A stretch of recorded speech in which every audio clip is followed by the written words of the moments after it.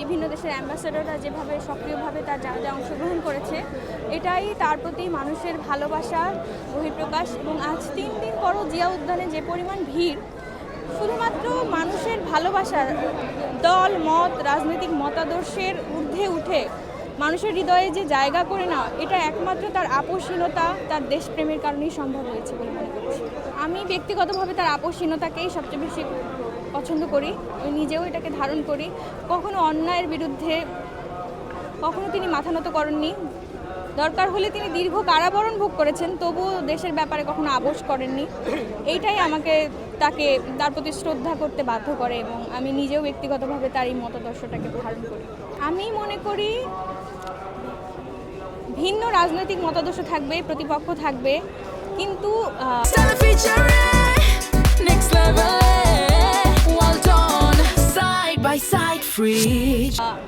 প্রতিহিংসার রাজনীতি থেকে বেরিয়ে সম্প্রীতির রাজনীতিতে আসা এবং পরমত সহিষ্ণু হয়ে যেভাবে দেশকে রাজনৈতিক উন্নতির দিকে নিয়ে যাওয়া যায়, এটাই আমি পরামর্শ দিতে চাই আগামী রাজনীতি।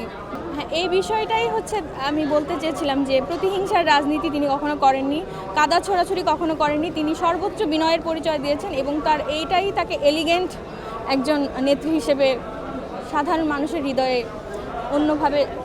অনন্যভাবে উপস্থাপন করেছে।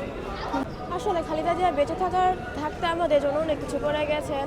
উনি অসুস্থতা অবস্থায় আমাদের দেশের জন্য তাও চিন্তা ভাবনা উনি করছেন। উনি আমাদের ব্যক্তিগতভাবে আমাদের ফ্যামিলির সবাই ওনাকে খুব ভালোবাসে, শ্রদ্ধা করে। ওনার প্রতিটা উনি যখন সংবাদ দিতেন তখন ওনার বক্তব্যে ভালোবাসা প্রকাশ পায়।